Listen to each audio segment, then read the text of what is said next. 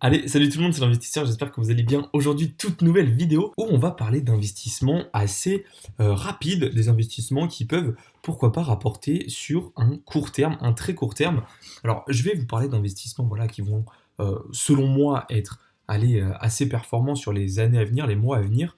Pourquoi? Parce que c'est des séries soit qui sont ultra hype et dont les éléments n'ont pas encore fait que les items ont explosé, soit c'est des séries qui sont justement sous-cotées tout simplement la plupart des personnes n'ont pas encore remarqué, et peut-être que voilà, ça va être d'ici cette année, voire le début de l'année prochaine, mais je pense qu'il y a pas mal d'items qui vont gagner pas mal de popularité d'ici les mois à venir.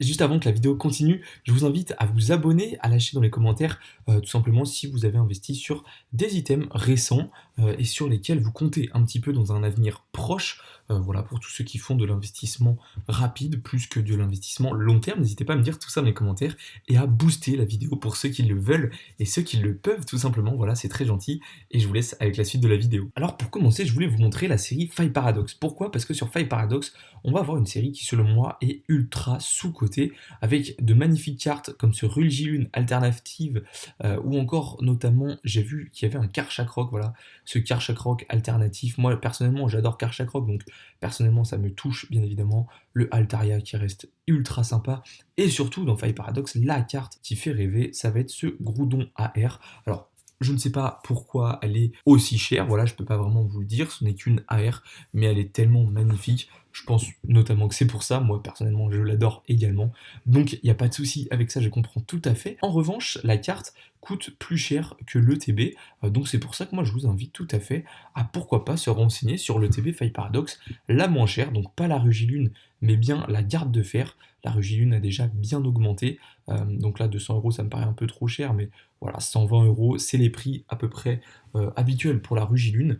Alors que la garde de fer, ben, on la trouve encore aux alentours des 80-84 €, alors que c'est la même série à l'intérieur de l'ETB. Donc je vous invite totalement à aller vous renseigner sur cette ETB parce que certes, tout simplement, le personnage n'est pas le même que sur cette ETB, mais au final, on est sur la même série. Donc je pense que cette ETB-ci peut être ultra intéressante dans un avenir proche, voire très proche. Alors quand on parle d'investissement rapide, bien évidemment, je veux entendre par là des investissements qui vont nous rapporter pas des millions d'euros d'un coup, mais un petit investissement qui peut rapporter voilà 10-20 € par item, et c'est déjà ultra bien quand on sait qu'aujourd'hui Pokémon est surstocké.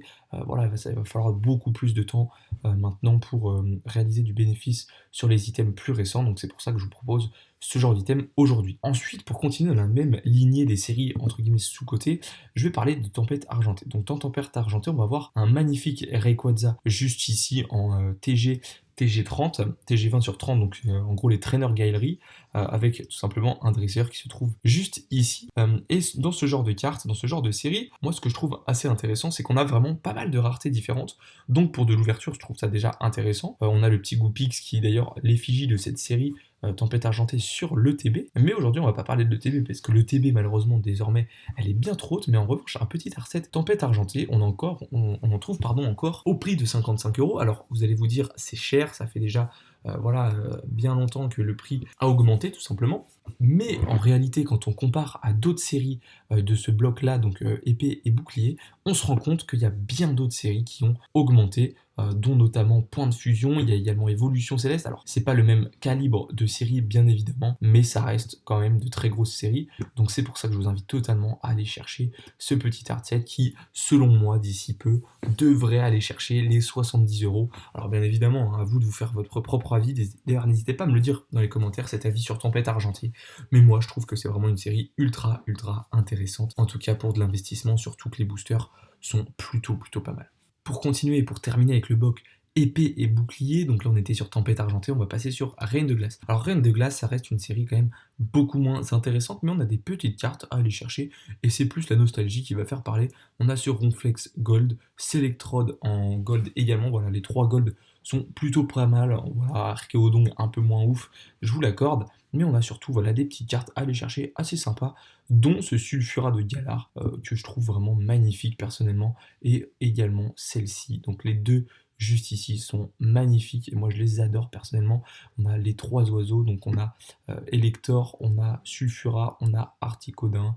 Franchement, c'est une très très belle série. Il n'y a pas de souci avec ça. Personnellement, je trouve qu'elle est même encore très sous-cotée au niveau des cartes qu'on peut aller chercher. Et aujourd'hui, l'Art 7 Reine de Glace, il est à 125 euros.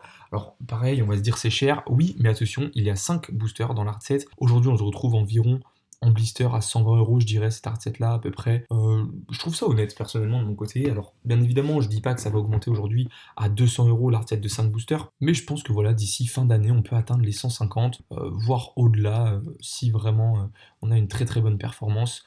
Mais je pense que voilà, c'est le genre d'item qui peut prendre facilement 25 euros en un an. Donc on investit 125, on récupère 25 à la fin de l'année. C'est franchement pas déconnant, c'est même plutôt pas mal en termes de rendement.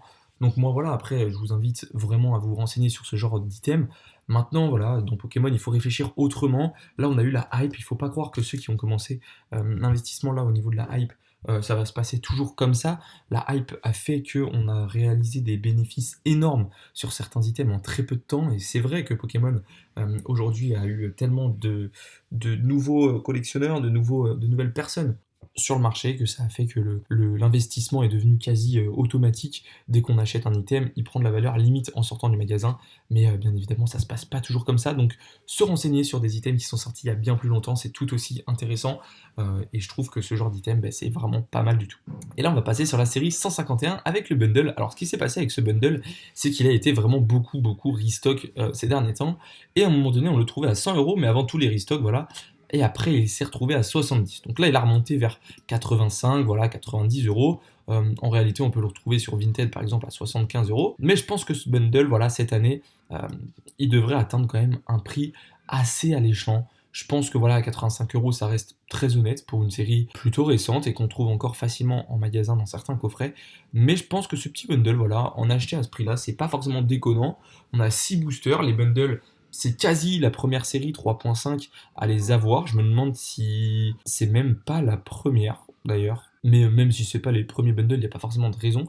C'est en tout cas le premier bundle ultra, enfin dans ce style-là, dans ce style 151. Je veux dire, il n'y a jamais eu d'autres bundles avec à l'effigie des autres 151 Pokémon. Donc ce sera le premier item de cette série-là. Donc je pense que ça reste quand même un item ultra collector. Et pourquoi pas continuer à investir dessus dès cette année pour pouvoir réaliser des bénéfices assez rapides. Alors après voilà, hein, c'est 151, je pense que chaque item de la série va bien évidemment monter, mais à quel rythme, c'est plus ça la question, et je pense que ce petit bundle, on en a loin d'être arrivé à bout. Pour continuer à parler d'un item ultra sous-coté, ça va être l'ETB Fable Nébuleuse. Alors pourquoi sous-coté? Pas par la série, hein, bien évidemment, c'est une série qui est horrible, en tout cas selon moi, hein, bien évidemment, chacun pense ce qu'il veut, mais en tout cas, ce qui s'est passé avec cette ETB, c'est assez rare sur Pokémon. Enfin, c'est pas rare, plutôt justement l'inverse. C'est pas forcément rare, c'est qu'une série qui est très peu aimée et très beaucoup ouverte dans la logique, et est très peu réimprimée. Pourquoi? Parce que Pokémon, déjà, galère à vider les stocks en magasin, donc ils vont pas se faire, ils vont pas s'embêter tout simplement à en réimprimer des stocks et des stocks pour en remettre en magasin et forcer les gens à en acheter. C'est pas leur but. Une fois que tout est écoulé, on laisse ça de côté et on arrête d'en imprimer. Donc ce qui s'est passé avec cette série, c'est que personne n'en voulait, donc tout le monde a ouvert ça en disant ouais ça va rien valoir, ceci, cela. Résultat des courses, aujourd'hui cette ETB, elle est au même stade que certaines ETB, comme Faille Paradox par exemple, donc on est aux alentours des 70 euros l'ETB pour du Fable Nébuleuse. Écoutez, c'est pas déconnant. Ce qui me fait croire que cette ETB va continuer à monter, c'est que tout simplement, les gens ne se sont pas penchés sur cette ETB. Voilà, ils ont dit cette ETB m'intéresse pas, c'est pas ma priorité. Pendant toute la hype, cette ETB c'était pas leur priorité. Il y avait bien mieux à acheter, du Évolution Prismatique, du Étincelle Déferlante, voilà toutes les collections qui sont sorties, Aventure Ensemble, Rivalité Destinée. Pokémon a enchaîné tellement de bonnes collections qu'aujourd'hui on se rend compte qu'on n'a pas acheté l'ETB Fable Nébuleuse, on regarde en arrière, elle est montée à 80 euros. Donc les gens peuvent continuer d'attendre, sauf que plus on attend, plus les items montent sur Pokémon. C'est la loi de l'offre et de la demande, et cette offre et demande en 2026 pourrait bien tout simplement faire l'affaire de Fable Nébuleuse, parce que y en a très peu au final qui vont acheter des items Fable Nébuleuse durant l'année 2024, durant l'année 2025. Pourquoi? Parce que c'était l'une des moins bonnes séries à acheter, donc c'est forcément la dernière, celle à laquelle on ne pense pas forcément, et au final on y pense trop tard. Donc je pense que c'est une ETB qui pourrait performer aux yeux des collectionneurs, en tout cas qui pourrait donner l'envie d'être achetée.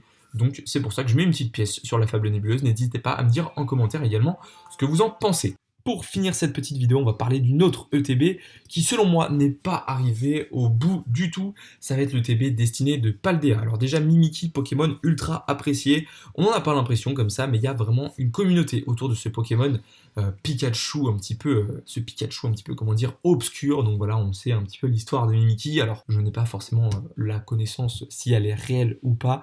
En tout cas, moi, j'y crois dur comme fer. Donc l'histoire du Pokémon un petit peu triste qui se déguise en Pikachu pour plaire aux enfants, il n'y a pas de souci avec ça, j'adore la théorie et même ça se trouve elle a été confirmée, n'hésitez pas à me le dire d'ailleurs en commentaire, j'ai pas tout suivi, mais en tout cas cette ETB destinée de Paldea, eh bien, elle est plutôt intéressante, voilà on peut la retrouver à 100 €, je dirais, 110 ça me paraît un peu trop, mais je pense que 100 € voilà, sur Vinted, sur les sites de revente comme Le Bon Coin, tout ça autour de chez vous, 100 € ça me paraît plutôt cool.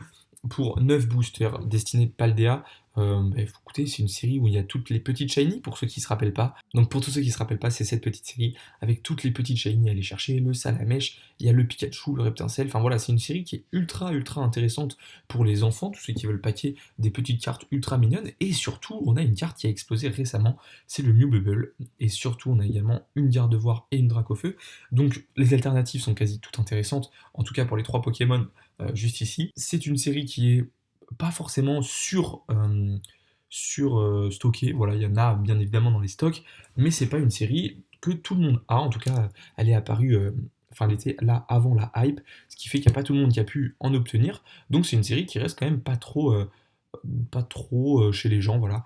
Donc j'ai envie de continuer sur l'ETB. Alors pourquoi l'ETB et pas autre chose? Tout simplement parce que j'ai bien peur qu'il y ait un restock milieu d'année de cette série. Voilà, ça m'étonnerait pas, ce genre de série qui plaît un petit peu à tout le monde. Des fois on a des stocks, on ne comprend pas d'où ils sortent, mais je pense que l'ETB, désormais, on n'a pas trop de risques autour de ça. Elle est sortie il y a bien longtemps, donc pour moi il n'y aura pas d'ETB, il y aura peut-être des tripacks, enfin pas des tripacks mais des boosters.